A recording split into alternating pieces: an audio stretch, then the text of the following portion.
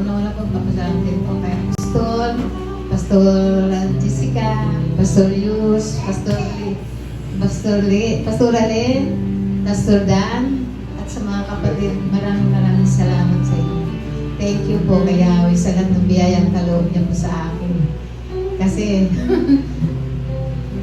pinagpapala niya po ako sa mga ginagamit niya po na mga kapatid na Pastor Jessica. Maraming salamat po.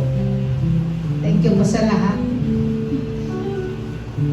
Kay Apostol, maraming salamat po sa mga